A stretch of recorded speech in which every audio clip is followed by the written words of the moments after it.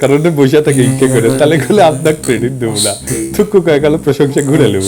যাই হোক, বাংলাদেশের উপরে ভারতীয় প্রভাব কিভাবে কাজ করে, অনেকভাবে করে, এর একটা দিক দিয়ে কাজ করে, সেটা আমরা কখনো আলাপ করি না। আজকে ওই আলাপটা করবো। আর একটা গুরুত্বপূর্ণ দিক দিয়া ইন্ডিয়া আমাদের উপরে বহুমাত্রিকভাবে প্রভাব বিস্তার করে, সেটা আলাপ করি।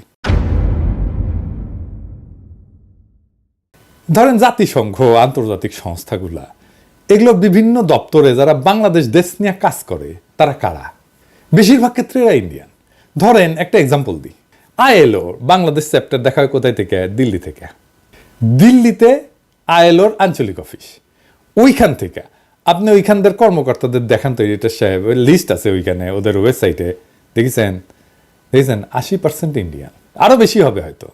এখন দেখেন, হাসিনা আমলে HRW বিবৃতি দেয় শ্রমিকদের অধিকার নিয়ে, কিন্তু আইএলও কোনোদিন দিছে কোন শ্রমিক অধিকার নিয়ে কথা বলছে? এই যে এত শ্রমিক মারা গেল, গুম হইল, খুন করলো এত শ্রমিককে, কোনোদিন কিছু বলছে? কিচ্ছু বলে নাই।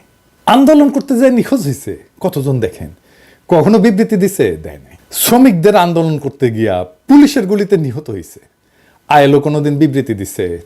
আজ আমিনুলকে, যে শ্রমিক নেতা, এটা একটা খুবই সেন্সেশনাল ঘটনা ছিল, আপনি জানেন না? আমিনুলকে তুলে নিয়ে যায় র্যাব, তারপরে ক্রস ফায়ারে দিয়ে মারে, তারপরে মাইরে ফেলা দিয়ে যায় ডেড বডি। অনেকদিন আগের কথা, আজকে আশুলিয়াতে, অনেকে হয়তো জানেন না। আইএলও কোনোদিন বিবৃতি দিছে? দেয় নাই। কিন্তু এই এখন দেখবেন, এই যে শ্রমিক এলাকাতে গ্যাঞ্জাম হইতেছে না, এখন দেখবেন আইএলও কি বলে, সে এসে বলবে তোমরা সিবিআই আছে। সিবিআই মানে জানেন তো, শ্রমিকদের পক্ষে কথা বলার বৈধ প্রতিনিধি। এটা আন্তর্জাতিক আইনে স্বীকৃত, মানে কালেকটিভ বার্গেনিং এজেন্ট বলে। শ্রমিকদের পক্ষে কথা বলবে। প্রত্যেকটা প্রতিষ্ঠানে, প্রত্যেকটা শ্রমিক এলাকায়, প্রত্যেকটা ইন্ডাস্ট্রিতে একটা করে সিবিআই থাকে। ইভেন আমি যেখানে চাকরি করি প্যারিসে, সেখানে এই কোম্পানিরও সিবিআই আছে। হাসিনা আমলে কিন্তু সিবিআই ছাড়া চলতে পারবেন, বিশেষ স্ত্রী কোঠায় মাপ। হাসিনা বা আওয়ামী লীগ ক্ষমতা থাকলে যেভাবে ডিল করে বাংলাদেশের সাথে, অন্য কেউ ক্ষমতা থাকলে ঠিক উল্টাভাবে ডিল করবে। মানে আওয়ামী লীগ ক্ষমতা থাকলে তাদের পৌরুষ, পেশাদারিত্ব, এথিক্স, নৈতিকতা সব পতায় যায়। আবার অন্য কেউ ক্ষমতায় আসলে তখন দিল্লির আইএলও কর্মকর্তাদের পৌরুষ জেগে ওঠে। এটা হইতেছে আমাদের সমস্যা, বড় সমস্যা। জাতিসংঘ সহ সকল আন্তর্জাতিক প্রতিষ্ঠানকে আমরা আহ্বান জানাই, আমাদের কখনো ভারতের সাথে একসাথে রাখবেন না। মানে আমাদেরকে যখন ট্রিট করে, তখন ভারত যেই গ্রুপে থাকে সেই গ্রুপে আমাদের রিপোর্টিং যেন ভারত না হয়। পাকিস্তানের ভারত কি একই অঞ্চলে আছে? নাই তো। জাতিসংঘের আন্তর্জাতিক সংস্থা ভারতকে দক্ষিণ পূর্ব এশিয়ার আওতাধীন আঞ্চলিক অফিস থেকে দেখা হয়, যার কেন্দ্রবিন্দু সাধারণত ব্যাংকক হয়, নিউ ইয়র্ক হয়, অথবা দিল্লি। অন্যদিকে পাকিস্তানকে সাধারণত পশ্চিম এবং মধ্য এশিয়ার আওতাধীন আঞ্চলিক অফিস থেকে পরিচালনা করা হয়। আমাদেরকেও বাংলাদেশকে পশ্চিম আর মধ্য এশিয়ার অফিস থেকে দেখা হোক, এটা জাতিসংঘের কাছে আমাদের দাবি। এইটা আমাদের পররাষ্ট্র মন্ত্রণালয়কে বলতে হবে। কোনোভাবেই যেন আমাদের সাথে ইন্ডিয়ার কোনো ধরনের এইখানে যোগাযোগ না থাকে, আমরা একই গ্রুপে থাকবো না। থাকলে আমাদের ওরা বাম্বু দিতেই থাকবে। এইবার আর একটা প্র্যাকটিক্যাল উদাহরণ দেখাই। আসেন আমরা কয়েকটা নাম দেখি, আপনারা অন্যভাবে নিয়েন না, মানে দামগুলো দেখেন না। দেখেন বাংলাদেশে কাজ করতেছে এমন কয়েকটা আন্তর্জাতিক প্রতিষ্ঠানে, ধরেন ড্যানিশ রিফিউজি কাউন্সিলের কান্ট্রি ডিরেক্টর, কি নাম? সুমিত্রা মুখার্জি। ক্রিস্টিয়ান এইড, কি নাম? পলাশ দাস। প্ল্যান ইন্টারন্যাশনাল, কি নাম? Kabita Bose. World vision, Suresh Batlet. Concern worldwide, Suresh Kumar Agarwal. Oxfam, Ashish Damle. Care, Ramdas. Save the children, Suman Dasgupta. কিছু কিছু ক্ষেত্রে হয়তো পরিবর্তন হয়ে গেছে, এমন হইতে পারে, আমি তো নেট থেকে নিছি নামগুলা, কিছু কিছু ক্ষেত্রে হয়তো হয়ে গেছে যে এখন চলে গেছে। কিন্তু আপনার যেটা আমি বলতে চাইতেছি সেটা হচ্ছে বেশিরভাগ আন্তর্জাতিক সংস্থার হেড ইন্ডিয়ান। মানে ইন্ডিয়ান ছাড়া অন্য দেশের লোক আসতেছে না বাংলাদেশে। না চাইলে বাংলাদেশে আইসেন না, কাজ করেন না। ইন্ডিয়ান কোম্পানি বাদই দিলাম, মানে ইন্ডিয়ান কোম্পানিগুলো কিন্তু বাদ দিছি। মানে বাজাজ আছে, টাটা আছে, এয়ারটেল আছে, মেরিকো আছে, সান ফার্মা, তাও দেখছেন একদম আন্তর্জাতিক প্রতিষ্ঠান কিন্তু সেইখানে ইন্ডিয়ান দিয়ে রাখছে। সবাইকে বলে দিতে চাই, আগামী বছর আমরা কোনো ভারতীয় প্রধান দেখতে চাই না। বাংলাদেশের প্রতিষ্ঠানগুলোতে 4 মাস তো আছে, এরপরে কিন্তু অফিস ঘেরাও করব। কোনো অপ্রীতিকর অবস্থা এড়াইতে চাইলে আগেই ভাগেন ভাইয়েরা আর বোনেরা, পরে কোয়েন না, টাইম দেই নাই। আমার ক্ষুদ্র ভ্রাতার ভগিনীদের বলি, সব অফিসগুলো চিনে রাখবেন। আমরা জানুয়ারিতে আবার চেক করব, তখন যদি কোনো ইন্ডিয়ান থাকে অফিসে, তাহলে কলে খবর আছে। হ্যাঁ, বাংলাদেশকে ভারতের জন্য হোস্টাইল টেরিটরি করে তুলব। আমার মাটিতে বিডিআর বিদ্রোহের নামে আমার সেনা অফিসারকে হত্যা করে আবার আমাদের সেনারা তাদেরকে উদ্ধারের জন্য যাইতে চাইলে বলো সেনা অভিযান করবা? এত মজা? ফেলানিকে মাইরা কাটাতারে ঝুলায় রাখবা? বাদ দিয়া নদী শুকায় আর বাদ ছেড়ে ডুবায় মারবা? আমাদেরকে উই পোকা বলবা আর হাসিনাকে ক্ষমতায় রাখবা, আমাদের বুকের উপর দিয়ে ট্রানজিট নিবা, সব হান্দাই দেব পিছন দিয়া তেল ছাড়া। ইন্ডিয়ার সাথে আগামীতে কেমনে ডিল করতে হবে? ইন্ডিয়া তো সবসময় আমাদেরকে অধীনস্থ করে রাখার চেষ্টা করবে, পা চাপা দিয়ে রাখার চেষ্টা করবে। কেমনে এটা থেকে উদ্ধার পাবেন? আমাদের সাথে যা যা করছে হাসিনা আমলে, তার জন্য ইন্ডিয়ার সাথে কুত্তার মতো ব্যবহার করার বৈধ আর নৈতিক অধিকার আমাদের জন্মাইছে। হাসিনা যে ম্যাসাকার করছে তার পুরা দায়িত্ব ইন্ডিয়ার। হাসিনা যে ইন্ডিয়ার দাসী ছিল সেটা তো হাসিনাকে আশ্রয় দিয়ে প্রমাণ করছে। তাই কোনো মাপ নাই ইন্ডিয়ার। ইন্ডিয়ার লগে কোনো খাতির নাই। বাংলাদেশের কোনো উপদেষ্টা, বাংলাদেশের কোনো পলিটিশিয়ান যদি বলে যে আমরা ভারতের সাথে সম্পর্ক চাই, তার কলে খবর আছে, হ্যাঁ আমরা ধরবো তারে। আমেরিকা ইন্ডিয়ারে সর্বতভাবে সাপোর্ট দিয়ে গেছে। তাই ইন্ডিয়ার সাথে প্রকাশ্য শত্রুতা আর আমেরিকার সাথে শীতল সম্পর্ক, এটাই হবে আমাদের পররাষ্ট্রনীতি। ভারতের সাথে হওয়া সব চুক্তি বাতিল করতে হবে। বাংলাদেশে ভারতীয়দের চাকরি নিষিদ্ধ করতে হবে। বাংলাদেশে ভারতীয়দের বিনিয়োগ বন্ধ করতে হবে। যে সমস্ত ভারতীয় কোম্পানি আছে সেগুলো বিশেষ অডিট করতে হবে। বাংলাদেশের শ্রম আইন, পরিবেশ আইন আছে না, কর পরিশোধ করছে কিনা, ভ্যাট পরিশোধ করছে কিনা, কোনো অনৈতিক কাজ করছে কিনা, এগুলো দেখতে হবে। আমি একটা এক্সাম্পল দিতে পারি কেমনে ধরা যাবে। হ্যাঁ, যেমন সান ফার্মা বাংলাদেশে কাজ করে না, ইন্ডিয়ান ফার্মা। ওই সান ফার্মা তো ডাক্তারদের ঘুষ দিয়ে প্রেসক্রিপশন লেখা হয়, এটা প্রমাণ করা 1-2 এর কাজ। এই অ্যালিগেশনে এই কোম্পানিকে বন্ধ করে দেওয়া যায়। সব ইন্ডিয়ান কোম্পানি ঘাপলা আছে, সেগুলো ধরা হবে। বাংলাদেশে ভারতের অর্থনৈতিক স্বার্থকে শূন্য করে দিতে হবে। কারণ আমাদের সব সময় মনে রাখতে হবে ভারতের সম্ভাব্য আগ্রাসন বাংলাদেশের উপরে। ভারতের ইতিহাস আছে, হায়দ্রাবাদকে দখল করে ফেলছে না, কাশ্মীরকে দখল করে ফেলছে না, সিকিমকে দখল করে ফেলছে না, ভুটানকে তার স্বাধীন পররাষ্ট্রনীতি পার্সু করতে দেয় না, একটা স্বাধীন দেশকে। এক্সাম্পল আছে না? তাই আমাদেরকে সবসময় মনে রাখতে হবে ভারত আগ্রাসন করতে পারে। তাহলে আমরা কি করতে হবে? আমাদের মিলিটারি মাইট বাড়ানো, সশস্ত্র বাহিনীর সক্ষমতা বাড়ানো।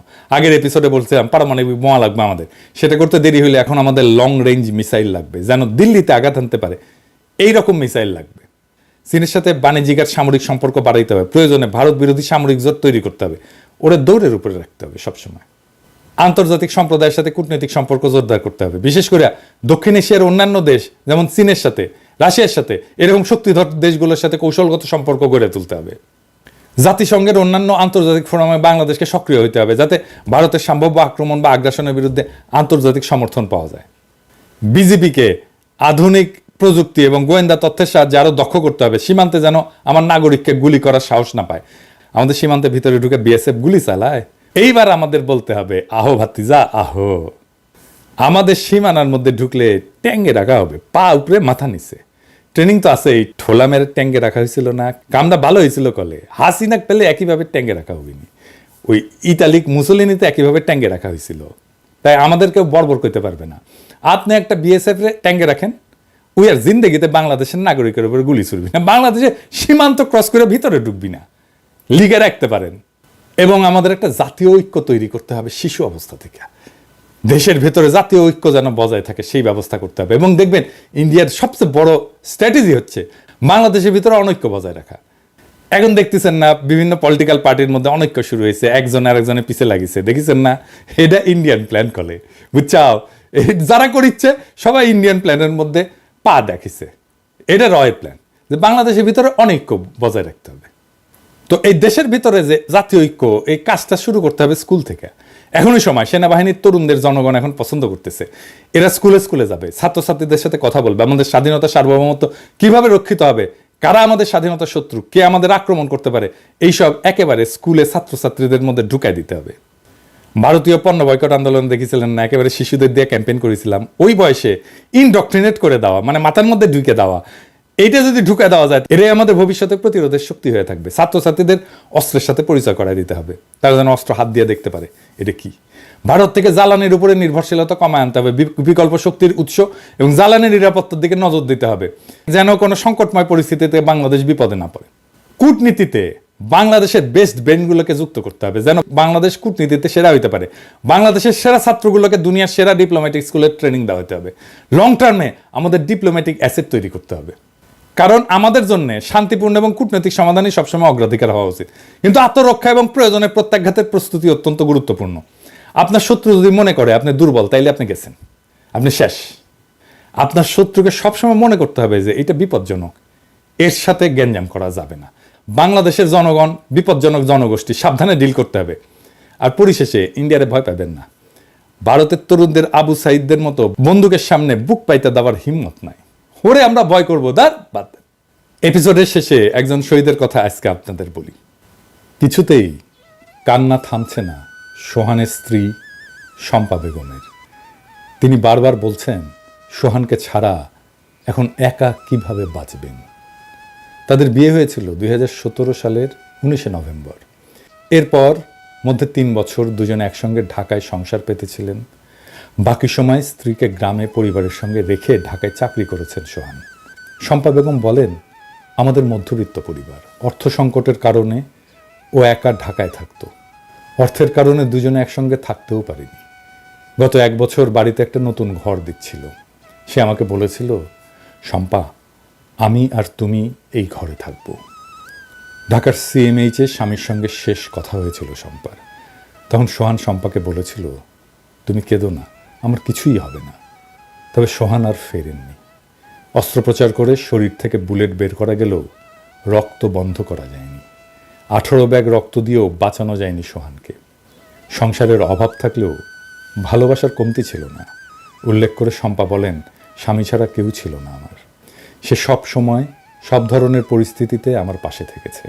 সে বলতো, চিন্তা করো না, আমি তোমার পাশে আছি।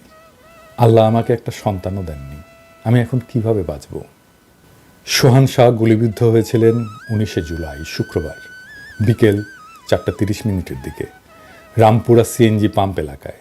তখন তার সঙ্গে ছিলেন 2 সহকর্মী, অলিউল ইসলাম আর নূর হোসেন। সেদিন আন্দোলনে যাওয়ার বিষয়ে অলিউল ইসলাম বলেন, চোখের সামনে অনেক ছাত্র ভাইদের মরতে দেখেছিলাম।